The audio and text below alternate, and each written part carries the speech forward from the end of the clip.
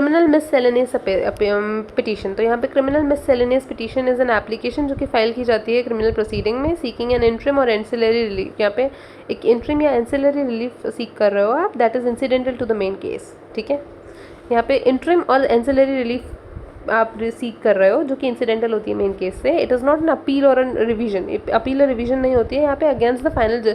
ठीक है, अब मतलब फाइनल जजमेंट के अगेंस्ट अपील या रिवीजन नहीं है, बट यहाँ पे क्या कर रहे हो, इन यूज ये आप यूज़ करते हो जो क्रिमिनल मिससेलेनियस पिटीशन है during the pendency of the suit. ठीक है, डेफिनेशन पर्पस क्या है, ये एक जो टर्म है ना मिससेलेनियस, ये रेफर करता है मैटर्स जो कि डाइवर्स इन नेचर हो सकते हैं and do not strictly with in the categories. अब यहाँ पे कैटेगरीज नहीं दे रखी है, ठीक है, ऑफ मेन अपील्स, रिविजन्स और ट्रायल्स। ठीक है, अब those positions are governed by the general provisions of BNSS। ठीक है, वहाँ पे बाकी जो वो पिटिशंस थी रिविजन्स अपील्स वगैरह की, तो वो दीज पिटिशंस वो गवर्न की जा रही है स्पेसिफिक प्रोविजंस के अंदर BNSS में।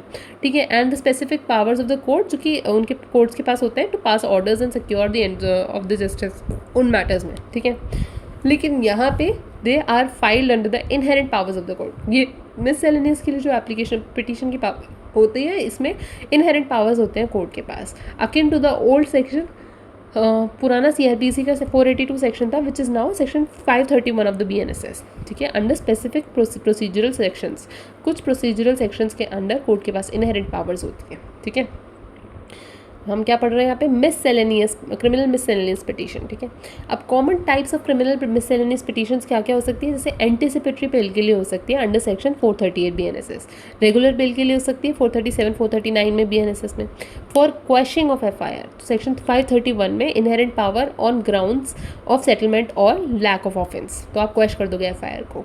ठीक है, then for discharging of the accused section 279 BNSS में, फॉर रिमांड पुलिस जुडिशियल। ठीक है, पुलिस रिमांड या जुडिशियल रिमांड के लिए एप्लीकेशन बाय द प्रोसिक्यूशन अगर आई है तो वहाँ पे कोर्ट के पास इनहेरेंट पावर होती है कि वो रिमांड वो बोल सकें, ऑर्डर कर सकें। फॉर समनिंग एडिशनल अक्यूज्ड और विटनेसेस, कोई एडिशनल अक्यूज्ड या विटनेस है तो उसको समन करा जा सकता है। For interim protection from arrest during the pendency of another application. ठीक है, दूसरी एप्लीकेशन पेंडिंग है, उस दौरान अगर अरेस्ट से बचना है तो इंटरिम प्रोटेक्शन आप प्रोवाइड कर सकते हो, उसकी इनहेरेंट पावर है, कोर्ट कर सकती है इन क्रिमिनल मिससेलेनियस पिटीशन में। देन कंडोनेशन ऑफ डिले के लिए इन फाइलिंग द अपील और application.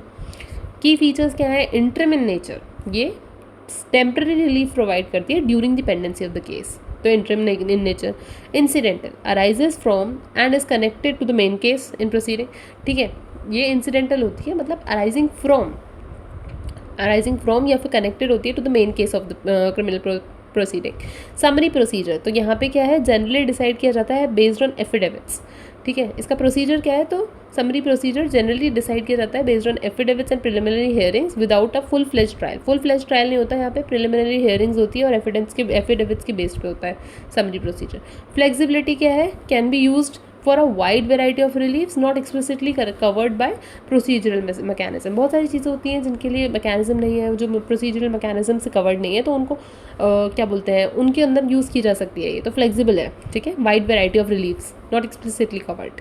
Now important case laws क्या है, state of Haryana versus Bhajan Lal 1992 का केस है, जहाँ पे लेट डाउन किया गया था कि the categories where the High Court can question an FIR under its inherent powers। वो ये ले डाउन किया था कि कहाँ कैटेगरीज ले डाउन की थी कि कहाँ पे FIR जो हाई कोर्ट है वो क्वेश्चन कर सकती है FIR को उसकी खुद के इनहेरेंट पावर्स में। ठीक है, next is Arnesh Kumar versus state of Bihar 2014 का केस, जहाँ पे बोला गया था कि एम्फसाइज किया गया था कि judicial discretion, use of judicial discretion in granting bail and preventing automatic arrest. ठीक है, कि जुडिशियल डिस्क्रिशन यूज़ होगा in granting bail and prevent किया जाएगा ऑटोमेटिक अरेस्ट को। फिर next is Pratibha Manchanda versus state of Haryana 2023 का केस है, रिसेंट केस है काफ़ी, जहाँ पे सुप्रीम कोर्ट ने रीइटरेट किया कि जो इनहेरेंट पावर है to quash the FIR under section 482 of CRPC जो कि नाउ 531 ऑफ BNSS है, must be exercise sparingly and to prevent the abuse of process. जो FIR को क्वेश करने की पावर है ना 531 BNSS के अंदर सुप्रीम कोर्ट ने इनहेरिट किया कि इनहेरेंट पावर्स जो दे रखी है कोर्ट को, ठीक है, वो एक्सरसाइज की जाएंगी sparingly to prevent the abuse of the process. ठीक है, तभी यूज़ की जाएंगे। अब draft of a criminal miscellaneous petition क्या है, यहाँ पे सैम्पल ड्राफ्ट दे रखी है, petition for questioning FIR under section 531 of the BNSS 2023। ठीक है, सबसे पहले कोर्ट का नाम, तो in the high court of state name at city name, ठीक है। अब criminal miscellaneous petition number dash of 2024, ठीक है। फिर अंडर सेक्शन किस सेक्शन में जा रहा है, 531 of BNSS 2023। Now in the matter of, ठीक है, अब मैटर ऑफ में FIR number under section 406 of the BNS 2023 पे पुलिस स्टेशन का नाम और सिटी नेम, ठीक है। FIR अंडर सेक्शन और फिर पुलिस स्टेशन की सिटी, ठीक है। And in the matter of, अब इन द मैटर ऑफ में पिटिशनर वर्सेस रिस्पोंडेंट रहेगा यहाँ पे, ठीक है। तो petitioner miss Priya Menon was wife of mister Arjun Menon, ठीक है, रेसिडेंट ऑफ, तो यहाँ पे आपने क्या डाला, जो पिटिशनर है वो उनके कोई रिलेटिव्स वाइफ ऑफ, ठीक है, और रेसिडेंट, ठीक है। फिर स्टेटस आ गया पिटिशनर अक्यूज्ड, ठीक है, वर्सेस स्टेट नेम या फिर कोई पार्टी भी हो सकती है यहाँ पे, तो the mister Rohan Malhotra son of Sanjay Malhotra, ठीक है, रेसिडेंट ऑफ फलाना रिस्पोंडेंट, ठीक है। अब क्रिमिनल मिससेलेनियस पिटीशन, अब ये क्या है, क्रिमिनल मिससेलेनियस पिटीशन है फॉर क्वेश्चनिंग, ठीक है। FIR number, date, registered at police station, तो FIR नंबर, डेट और police station, city name and city, ठीक है। अब humble petitioner above named most respectfully showeth, जो हम्बल पिटिशनर है वो अबव जिसका नाम बता रखा है वो रिस्पेक्टफुली शोवित करता है सबसे पहले पार्टीज एंड जुरिस्डिक्शन, तो petitioner is the accused in the above mentioned FIR, petitioner accused है अबव जो मेंशन्ड FIR है उसमें, ठीक है। Respondent 1 is the state and respondent, दो रिस्पोंडेंट है इस केस में, ठीक है, एक स्टेट है और एक पार्टी है, ठीक है। Respondent 2 is the de facto complainant, ठीक है। रिस्पोंडेंट 1 तो स्टेट है, दूसरा डी फैक्टो कंप्लेनेंट हो गया। तो जो यहाँ पे ऑनरेबल कोर्ट है उसके पास जो, अब पहले हमने पार्टीज बता दी, हाँ, अब हम बताएंगे जुरिस्डिक्शन। तो ऑनरेबल कोर्ट के पास जुरिस्डिक्शन है and inherent jurisdiction to entertain the present petition under section 531 of the BNSS 2023 की टेरिटोरियल एंड इनहेरेंट जुरिस्डिक्शन के अंडर एंटरटेन कर सकता है प्रेजेंट पिटीशन को अंडर सेक्शन 531 ऑफ BNSS 2023। अब सब्जेक्ट FIR, ठीक है, सब्जेक्ट क्या है FIR, तो रिस्पोंडेंट नंबर 2 जो है has registered FIR number dash FIR number, date, police station name for the alleged offence punishable under section BNSS का 406 of BNS criminal breach of trust, ठीक है। तो यहाँ पे क्या बताया गया है कि रिस्पोंडेंट 2 ने रजिस्टर की थी FIR जो कि इस दिन date, FIR number, date, police station में for offence section number and act, ठीक है, BNS 2023। अब ये हमने बता दिया सब्जेक्ट। अब brief facts leading to the settlement, facts बताओगे। Dispute arose from a business transaction between the petitioner and the respondent number 2 जो कि पार्टी है, ठीक है। The alleged breach of trust was concerning an advance payment of goods, ठीक है, कि यहाँ पे क्या है, डिस्प्यूट ये था कि बिजनेस ट्रांजैक्शन हुआ था, ठीक है, पिटिशनर और रिस्पोंडेंट नंबर 2 के बीच में, और एलिजिड ब्रीच हुआ था ट्रस्ट का, was alleged breach of trust was concerning and alleged breach of trust हुआ था concerning an advance payment of goods। तो subsequently जो parties थी with the intervention of well wishers के intervention और families के intervention के बाद amicably उन्होंने resolve कर लिया dispute को। फिर a written settlement deed was has been executed between the parties, ठीक है, ऑन डेट। तो वो बताया गया कि रिटर्न सेटलमेंट डीड हुई थी बिटवीन द पार्टीज़, एग्जीक्यूट हुई थी बिटवीन द पार्टीज़ इस डेट को, और उसका कॉपी भी एनेक्चर पार्ट 1 में डाल रखा है, ठीक है। Now as per the settlement respondent number 2 जो था उसने रिसीव कर ली full and final settlement amount and उसने एग्री कर लिया कि वो क्वेश्चन कर देगा प्रेजेंट FIR को, ठीक है।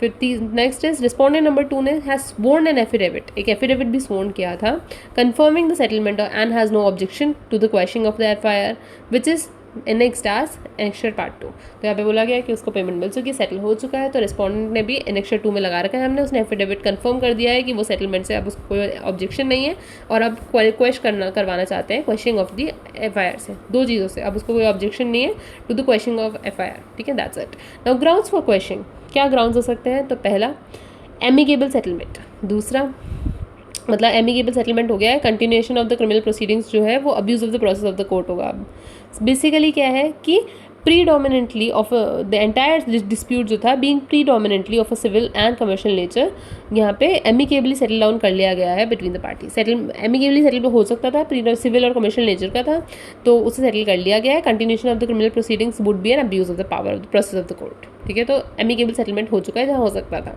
सेकंड, नो ऑफेंस सर्वाइव्स, यहाँ पे क्या बोला, in the view of settlement, यहाँ पे कंप्लेनेंट जो रिस्पॉन्डेंट नंबर 2 है वो is no longer interested in pursuing the criminal case, तो यहाँ पे the very foundation of the prosecution has been removed. क्या बोला गया है कि कंप्लेनेंट जो है रिस्पॉन्डेंट नंबर 2, ठीक है, सेटलमेंट के बाद in the view of the settlement वो नो लॉन्गर इंटरेस्टेड है in pursuing the criminal case, तो this is very foundation of the prosecution has been removed. तो फाउंडेशन जो था प्रोसिक्यूशन का वही खत्म हो चुका है। थर्ड इज, तो अब नो ऑफेंस सर्वाइव्स पॉइंट हो गया 2। फिर now to secure the ends of justice, तो continuing the process would mean futile exercise and would serve no useful purpose.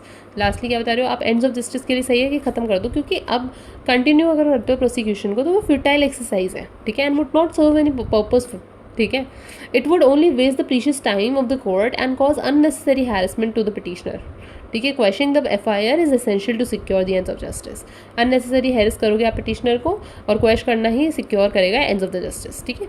Then precedent, तो ऑनरेबल कोर्ट बोलता है कि यहाँ पे बोला गया है कि this honourable court in the case of Gian Singh versus state of Punjab 2012 का केस है, it was held by the high court ने हेल्ड किया था, sorry it was held by the high court in its inherent powers, high court के पास inherent powers होती हैं कि क्वेश्चन कर सकता है नॉन कंपाउंडेबल ऑफेंसेस को where dispute in private nature, जो डिस्प्यूट था वो प्राइवेट नेचर का था and the parties have settled the matter, ठीक है। एक केस में हेल्ड किया था, प्रेसिडेंट ये था, तो आप क्वेश्चन कर सकते हो, आपके पास पावर है, हाई कोर्ट के पास पावर होती है।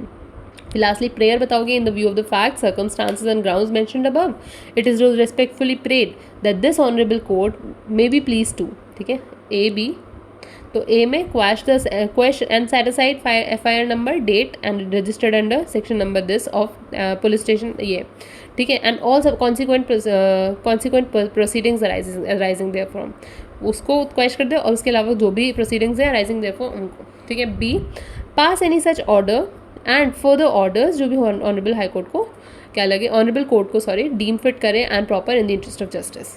Place, city name, date of filing, petitioner, preeminent through advocate name, advocate name, enrollment number, mobile number, फिर affidavit, ठीक है, I Miss preeminent जो petitioner है, ठीक है, वो herein do hereby solemnly affirm and declare that an oath as under, ठीक है, declare कर रहे हैं, affirm कर रहा है and declare as an oath as under, ठीक है। firstly that I am petitioner in the above matter and am conversant with the facts of the case, ठीक है।